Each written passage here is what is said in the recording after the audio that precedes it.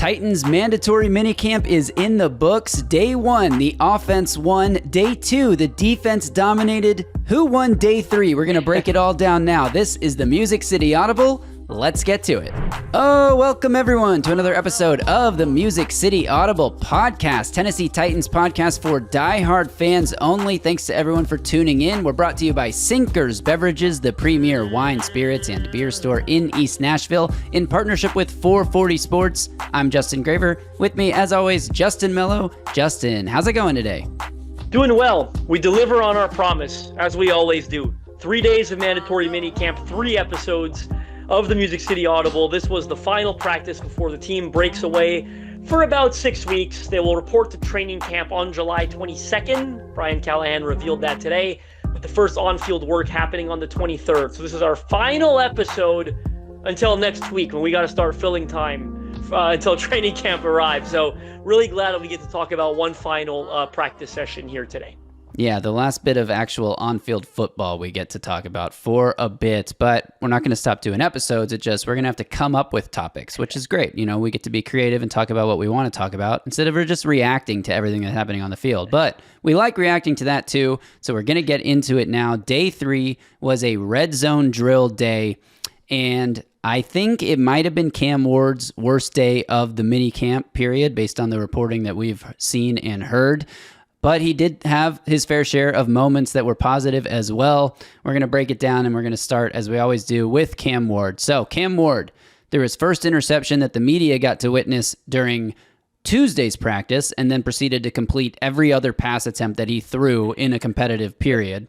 Wednesday's practice, a little more up and down. Thursday's practice, Cam Ward throws 2 interceptions. Let's start with the interceptions before we talk about the good plays, because one of them might have Titans fans feeling a little less hopeful, a little less excited about this prospect. Maybe I'm overreacting. Cam Ward reportedly bought a lot of time in the pocket. It was during 7-on-7, rolled out, buying time, scramble drill, the classic Cam Ward stuff that we've seen so many highlight plays come from, but that we've also seen some of his biggest mistakes come from. And on this rep, he launches the ball across his body back towards the middle of the field. The reporters out there said nobody was really open in the area where he threw it. And Cody Barton picks him off for the second time in 3 days. This is like if Cam Ward has a red flag, this is the red flag. It was the boneheaded turnovers, trying to do too much and throwing the ball up into traffic during the scramble drill. Now, again, as I just said, some of his best plays, some of the most impressive things he does, and like the thing that could make him a special player is his ability to improvise out of structure and make big plays. But almost all of his interceptions, I think the big majority of his interceptions, at least last season at Miami, came on similar plays where he's rolling out and he throws it back across the field, across his body into traffic. So he did that in practice today. He also had another interception in the red zone where he rolls out off play action and just can't get it into Calvin Ridley, gets picked off. Are you concerned at all that Cam Ward is, for lack of a better phrase, trending down over the last 3 days? Or is it, it's different types of periods. The first day, Tuesday, was kind of just like an everything practice. Wednesday was a 3rd down, 2-minute drill practice. Thursday is a red zone practice.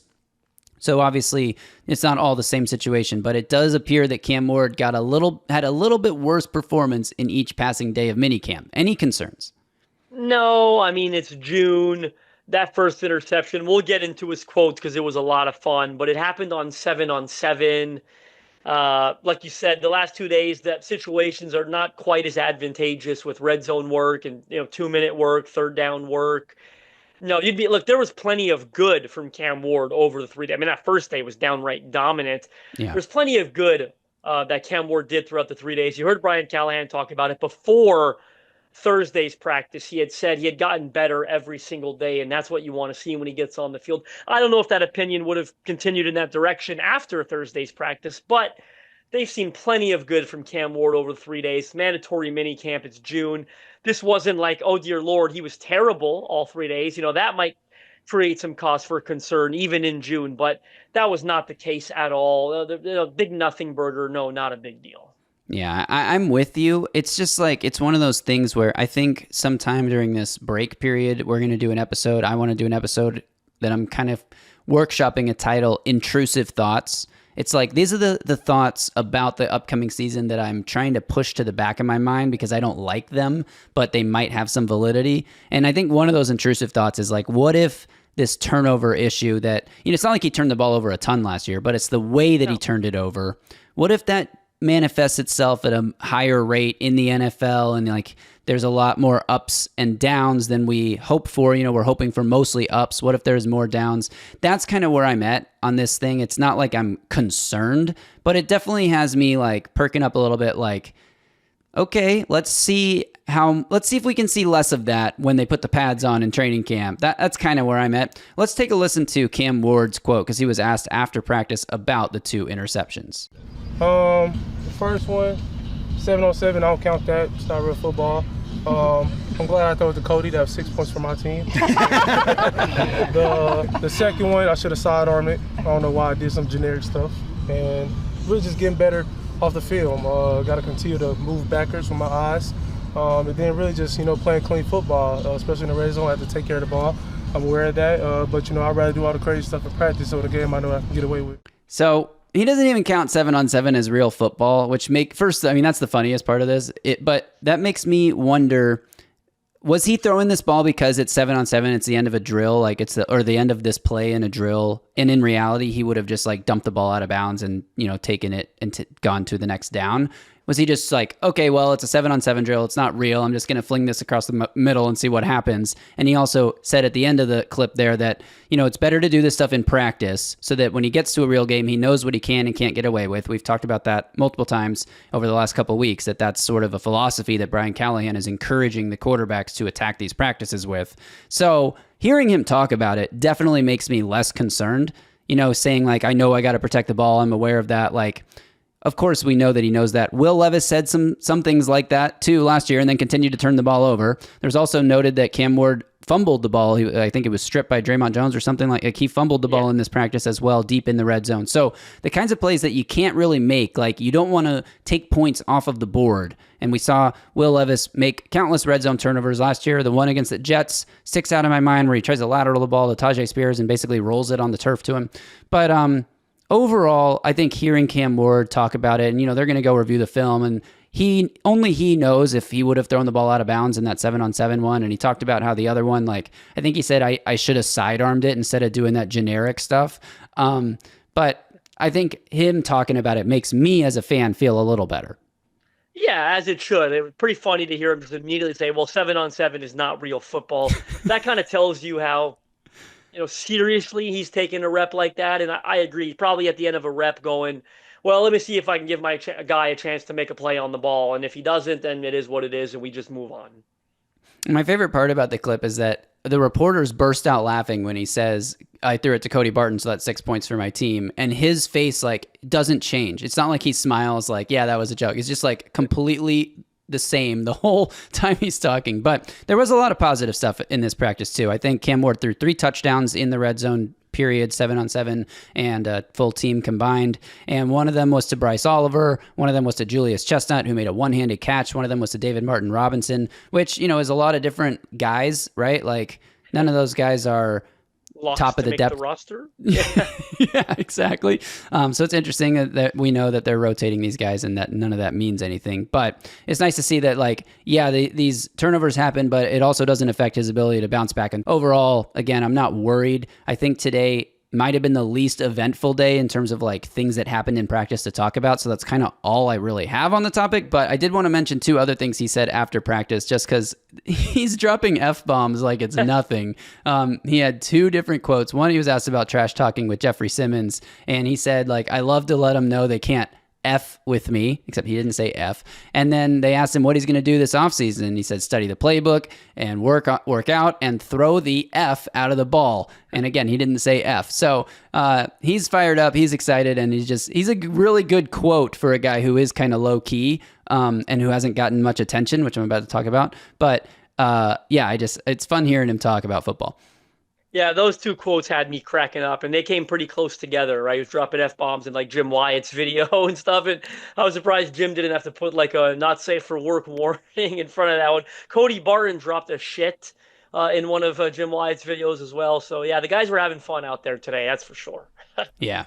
All right. I want to talk about some other players that stood out in practice on Thursday. But first, let's thank our sponsor, Sinkers Beverages, for presenting this episode, the premier wine, spirits, and beer store in East Nashville. A huge selection of all types of beverages with a knowledgeable staff that'll help you pick out the right mixture for whatever you're looking for. And even better than that, they're on Uber Eats, which means if you don't have time to run to the store or you just don't want to, you don't have to. Just search Sinkers Beverages on the Uber Eats app and everything will be delivered straight to your front door. They also have a great membership club that is completely free to join called the In Crowd. In Crowd members get access to allocated wines and spirits, exclusive events, early access to barrel releases, and more. So head to sinkersbeverages.com today or check the link in this podcast description. Okay, before we get to other players that stood out at practice, I want to just get something off my chest. This has been bothering me for a couple of weeks now. Okay. I'm going to do the 30-second clock because I don't want to take up too much of the show with this. So I'm going to give myself 30 seconds to rant on something, and here we go. 3, 2, 1, start.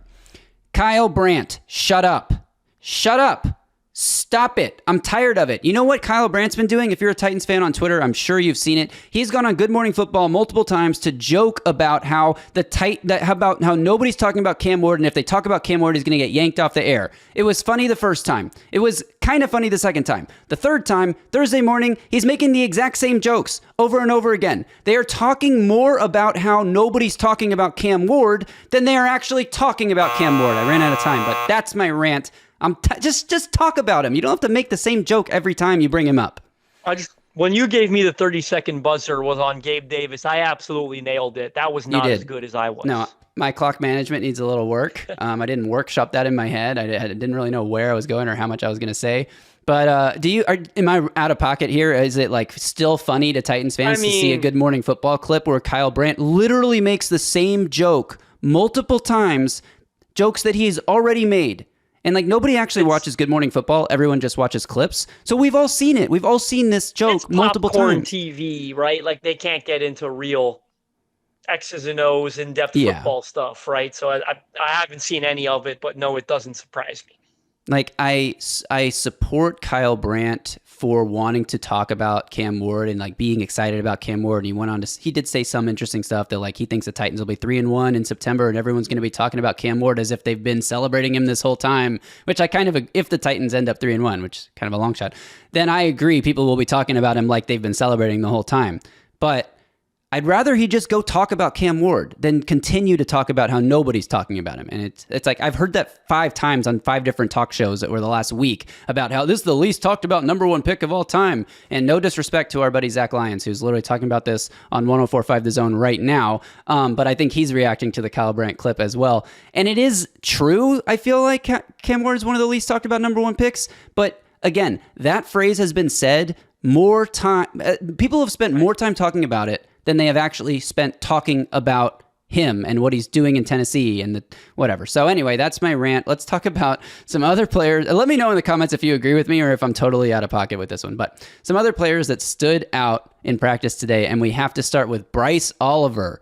And I think Bryce Oliver's day on Thursday, Justin, is a lesson to me personally, to all of us who, follow these minicamp practices. And when we get to training camp practices, like we follow every single play that happens as if we're living and dying with every single report. Maybe we should take a pause, take a step back, and try to view the broader picture. Because I think I said on Tuesday that Bryce Oliver was sort of falling out of the wide receiver competition because we hadn't really heard much from him throughout all of OTAs. And then he roars back on Thursday with 3 touchdowns, I think from 3 different quarterbacks, at least from 2 different quarterbacks. And I think Tyke Tolbert said, look, this is what he does when he has his opportunity. The man just scores touchdowns. So Bryce Oliver, where does he stand right now for you in terms of his chances to make this team?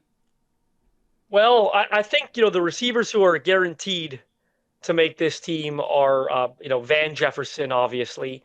Obviously? I think so. I think Van Jefferson makes the team. I think Chimere DK, Alec Ioman, or Calvin Ridley, that's 4. Tyler Lockett makes 5. I'm so tempted to put Xavier Restrepo there. I would say he's the favorite for the 6th spot. I actually see a possibility where the Titans carry 7. I really do. And if they carry 7, it's Bryce Oliver, right? And if they only carry 6, probably comes down to Bryce Oliver versus Xavier Restrepo. I don't know.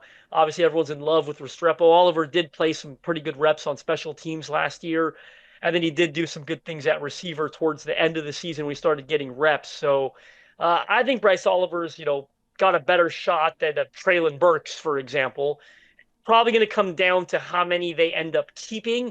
It's crazy to think we all hated on the receivers 3 months ago, and now we're saying, well, they might keep 7. And I mean, we'll see. Training camp will obviously make these determinations, but I think Bryce Oliver is very, very much alive in the battle at wide receiver.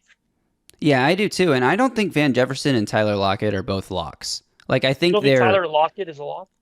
Well, his name is Lockett, so maybe we should just lock it up with him on the roster. But haha, bad joke, Justin, shut up. But my point is, like, these guys were signed to pretty low veteran deals. Lockett was on the market for a long time. I'm not saying that they're like on the bubble or anything. I just don't know that they're guaranteed locks to make crazy. it. That's a crazy thing to say about Tyler Lockett. Absolutely crazy. He's second best receiver on the team. Future, fringe Canton guy, in my opinion. What? So consistent. Super Bowl winner. The leadership, the veteran experience in the room. There's no way in hell they're cutting Tyler Lockett. I'm not saying that I even think he doesn't make the roster. I'm just saying there's a chance that they want to have a youth movement. It depends on how well the rookies play and how much they think they can rely on them to play, the lion's share of snaps in this offense. But I think that if Bryce Oliver wants to make this team, he's got to beat out a rookie or a veteran, like one of the older veterans, right? Yeah, because Restrepo or Jefferson probably. Yeah. If they don't keep 7. Right. Or they keep 7. They he forces them to keep him because he's just too talented. But it is interesting you say that now we're like talking about how they might keep 7 receivers. That doesn't necessarily mean that they're all good. It just means they all have something that we want to keep seeing develop and see where it goes. Because like there's a shot, not that long of a shot, that DK or Iamaner or Restrepo just aren't good at all. And, like Traylon Burks isn't good at all. He was a first-round pick that we were very excited about during his first mini camp. So we'll see how these guys develop. But Tyke Tolbert also talked about those 3 rookies, and he seems very impressed. Every time we've heard them speak, to the media after practice or before practice, we've been pretty impressed. And I do think that they are like mentally ahead of where a typical rookie receiver has been. And part of that is Cam Ward bringing them into the facility at 5 a.m. But part of that is just them, their own work ethic and their own football intelligence. And Tyke Tolbert said that Iamaner and DK play with a lot of speed. Like, they're fast guys, but they play with that speed, which means they're not spending too much time thinking. They're just going and playing football, which is a great sign for a rookie because a lot of times, we talked about it, that's what slows them down, is having to think about what am I actually supposed to be doing on this play. And then with Restrepo, he didn't go as far as to say that he is fast. He actually said, I don't think he's not that fast, but he wins. He just gets open. He uses his savvy to just get open. He keeps getting open. And if you can get open, you can play in this league. And so he had praise for all 3 guys. Now, I think the coaching staff in general does a good job of just like gassing up everyone that they're ever asked about. They just say incredible things about them. So I don't know how much to read into Tolbert's comments, but he did have really good things to say about all 3 of the rookies.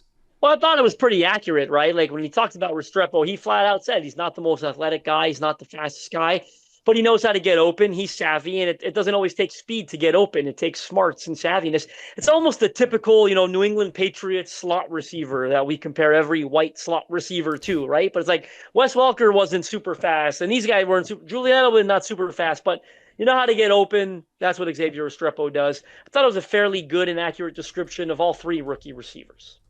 Yeah, another guy that didn't have the fastest 40 time, Cooper Kupp, was a 4.6 guy who plays mostly in the slot and had, a triple crown leading the NFL in receptions, receiving yards, and receiving touchdowns a few years ago. So, yeah, it doesn't always – speed is not everything, and I think we're seeing that. We know that as football fans that speed is not everything. When I talk about the coaches gassing up everyone they talk about, when they're asked about them, one guy who was not asked about, who Brian Callahan just brought up to say this guy deserves a shout out, is Corey Levin. I know you had some thoughts on the O-line here and what Callahan said before practice. You want to take this? Yeah, I do want to take this one. Brian Callahan brought up Corey Levin earlier on Thursday, totally unprompted. It was a question about offensive line depth. And Brian Callahan said, paraphrasing, of course, but we are so lucky to have a guy like Corey Levin. You know, our starting center, Lloyd Cushenberry, has been sidelined coming back from an Achilles injury. He was only available during stretch periods at OTAs and minicamp. So Corey Levin is the running the first team offense. And Callahan praised them, just the way he's running the operation. I mean, think about it. You've got a rookie quarterback, a number 1 pick in his first minicamp. Center is one of your most important positions. They made them locker mates, I believe, Cam Ward and Lloyd Cushenberry. Yeah. That's incredibly important. Shows you the relationship between quarterback and center. With Lloyd not out there for team periods, 7-on-7, 11-on-11, that could hinder Cam Ward a little bit, but it's not, because they've got a guy like Corey Levin that has stepped in seamlessly. He started games for them last year when a little bit when Cushenberry went down. They re-signed him earlier this offseason. That's a new GM, right? Going from Carthon to Mike Borgonzi. They still bring Corey Levin back. To the football nerd in me, they signed Sam Mustipher in April, who's like a veteran reserve center himself. I know Easton Freeze, I was going to joke about it, but he beat me to the punch. He had Mustipher on his first 53-man roster projection over Corey Levin. That didn't sound like the case today when Brian Callahan was talking about how important Corey Levin is to the team. He ended that answer by saying, if he's a depth guy for us, that's fantastic. So to me, Corey Levin's got probably a stranglehold on that number 2 center job. Why do we care about it? Well, Kush is still coming back from an Achilles. There's a pretty good chance he starts training camp on the PUP list, physically unable to perform. You think he'd be ready for week 1, most likely. But if he is still limited at camp, Corey Levin's going to continue getting those first team reps, continue building that rapport with Cam Ward. So I just thought that was a really interesting answer he gave, on Corey Levin and what he's meant to the team this offseason. I also want to talk about another reserve lineman. He was asked about Blake Hance, who they signed in free agency earlier this year. By the way, I don't blame him, and I don't know if it's a thing, but I always find it weird when he refers to Bill Callahan as my dad. How many football coaches get to say my dad? Instead of saying Coach Bill or Coach he said my dad. Anyways, yeah, he said, just my dad. Casually. He just casual. We're working with my dad's working with them and talking about it's like, oh, right, yeah. He actually said, he goes, well, my dad knew him. They worked in Cleveland together with the Browns. This I found interesting because I didn't know it. So he said that, of course, he's been getting the bulk of the reps with Kevin out. So when Kevin Zeitler was not practicing, I guess we didn't actually know who was getting those first team reps at right guard. I kind of assumed it was Jackson Slater. Or one of, Andrew Rupstich, one of the vets who's been there for a couple of years. Now we learn that it was, in fact, Blake Hance getting those reps. Then Callie, went to talk about the swing tackle position, and he mentioned, what I wasn't expecting. He mentioned everyone but Blake Hance. He mentioned Jalen Duncan. He mentioned John Ajoku. And I believe he mentioned Eli Udo, I think was the third he mentioned in that battle. And again, the football nerd in me, when I heard that, I go, oh, interesting. When they signed Blake Hance, he had mentioned he'd played both tackle and guard, but I've always been operating under the assumption that Hance is probably the swing tackle. Then he doesn't mention him there. Well, credit Paul Kuharsky for knowing what the football nerds, we were just arguing with Paul the other day, but credit Paul Kuharsky for knowing what the football nerds want to know, because he has to follow up about, well, would Blake Hance be in that mix at swing tackle? And that's when Callie said, well, when training camp comes around, we envision yes, because, Kevin Zeitler will be getting those first team reps at right guard. Thought it was important to note that because it made me scratch my head when he didn't mention him. But I thought those things were noble because I've been operating under the assumption that Blake Hance probably is going to be the swing tackle because the other options are not good, in my opinion. Right. That's what I was going to say. If Blake Hance is not the swing tackle, the Titans are dead in the water if J.C. Latham or Dan Moore get hurt because the other guys. I don't know how much better Blake Hance is in the options they have, but he's probably a bit better than. Well, Jalen Duncan and John Ajoku have been unplayable when they've been on the field, in my opinion. They cannot get worse than those two guys. So I would rather see what Blake Hance is, even if he's more of a guard than a tackle, than give those guys. And he's played tackle. He's played tackle at the NFL level. So I thought both of those things. The Corey Levin one was especially intriguing to me. And while we're talking about O-line, let's talk about Dan Moore quickly because, I said the other day that Femi Oladejo was one of the most important players for this Titans team if they want to actually be good this year and actually compete. Dan Moore is in that conversation as well. Maybe we should do an episode, Justin, on the 5 most important Titans or something coming up here as we brainstorm live on the show what we're going to talk about the next few weeks. But Bill Callahan and Brian Callahan both talked about Dan Moore. We're both asked about Dan Moore. We both talked about him. Is he? The question was basically, has he been everything that you hoped he would be since he showed up? And they both kind of said, yeah, pretty much, yes. And they both talked about how he's been working on his technique with Bill Callahan and like really taking the coaching and improving there, but also in terms of like leadership and veteran presence on the O-line and like being someone that can be like a stabling factor on that left side, where the Titans have just been churning through replacement level or below replacement level tackles since Taylor Lewan got injured and retired. The Titans haven't had like a solution at either tackle spot. And obviously they draft J.C. Latham last year. Now he looks like a long-term answer on the right side. Can Dan Moore be a long-ish term answer on the left side? At least 2 to 3 years. He's got a 4-year contract. Granted, it's worth a lot of money. And can he take an extra step in his own abilities now that he's being coached by a guy like Bill Callahan, who has a legendary reputation? That's sort of the hope. But it sounds like Dan Moore has been as advertised so far, which I think as long as the Titans get a baseline average level of play out of the left tackle spot, like that's what I think people maybe don't realize, is that Dan Moore doesn't have to come in and be Trent Williams or even Taylor Lewan, or he just has to be not one of the worst tackles in football for the Titans offense to see a huge boost. And I think that that's sort of where we're at with him right now, and we'll see if he can be better than that. Any other thoughts here on anything that happened at practice, any other names that somebody talked about or that spoke, or anything before we transition to sort of looking ahead? No, I thought, again, the story of the day for me was the Corey Levin, Blake Hance close, and then what Bryce Oliver did. Of course, Cam Ward always, but also what Bryce Oliver did at practice to kind of get himself back into the mix. The other Cam Ward interception, by the way, was by a UDFA. Let's give him some credit, because I think that ball was intended for Calvin Ridley, if I recall correctly. So yep. The fact that Davian Ross, a UDFA out of, I believe, Memphis, is covering Calvin Ridley on a rep and comes away with an interception. Hats off to Davian Ross as he battles with 73 other, back end players to make the roster at cornerback. And I opened this podcast by asking the question, who won day 3? We can answer it now towards the end of the show here. The defense. The defense won day 3 again. And we were wondering sort of like, that it was abnormal for the offense to be ahead of the defense at this stage. Maybe the defense has caught up already, and now the offense is going to have to do their own catching up, because after the last 2 days, it does seem like the defense is ahead right now. And, they're going up against a rookie quarterback and then Tim Boyle and Brandon Allen and Will Levis. Like, if the defense isn't winning the reps against those 3 quarterbacks, I think we have bigger issues. But, yeah, even against Cam Ward, obviously getting picked off 3 times now in the last 3 days. We'll see how things unfold. Looking ahead, you mentioned it at the top, Titans will report to training camp on July 22nd. On-field actual practices will start on Wednesday, July 23rd. There's going to be a ramp-up period, 7 to 10 days or so, before they can even put pads on, and they'll be on the field for a handful of days in a row, and then they'll be off the field, and they'll be back on for a handful of days in a row. Like we know how training camp works by this point, covering the team, and we'll be back to recap training camp practices as they're happening, but we're going to fill the time talking about this team, looking ahead to the season, and I'm excited for it.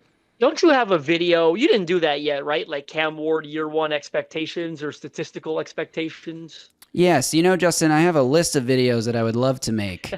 How the Titans can build a Super Bowl contender in the next 2 years. Cam Ward, rookie stat projections.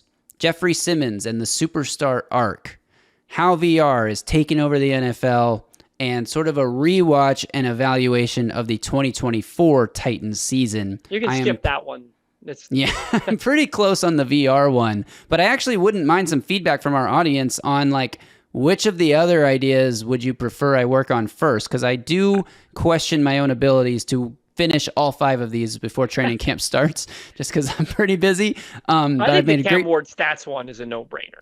Okay, maybe that'll be the next one after the VR, after I finish the VR one. Let us know in the comments what you think. And, Cam Ward's going to be, he said he's going to throw the F out of the football over these few days. They asked Alec Iomanner after Tuesday's practice, actually, like what his plans were for the break, and he said he's going to be staying in Nashville, moving into his apartment, and he said he'll be throwing with Cam Ward. They asked Brian Callahan before today's practice, are you aware of any like throwing sessions that have been organized? And Callahan said, like, I don't think the plans have been finalized. Like, I'm not fully aware of that. Maybe you have to ask them, but I do think they are going to be getting together to throw. And I'm almost 100% sure Cam Ward is going to lead the charge there and get his guys out on a practice field somewhere so they keep getting reps in, because it is kind of weird that they've put all this work in. Bill Callahan talked about this. They put all this work in for all these OTA sessions, and then they have to take a multi-week break and sort of lose all the momentum they built and then build it back up again for training camp before they can put pads on. So these guys are going to stay in shape. I think there's a lot of players on this team who are motivated to continue working really hard during this time off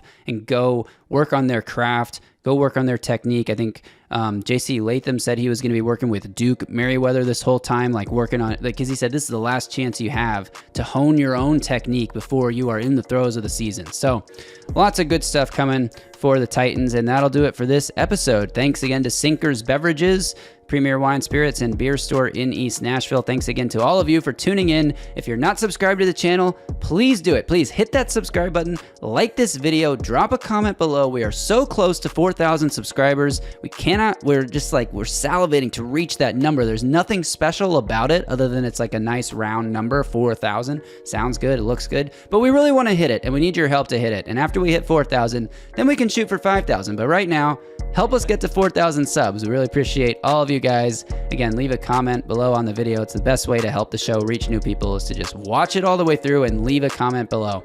All right, that'll do it for this week, 3 days in a row. If you missed the other 2 recaps, go back and watch them. We talked about a lot of good stuff. Day 1 recap, day 2 recap, they're in the feed, so go find those if you missed them. And until next week, you all stay safe out there and tighten up.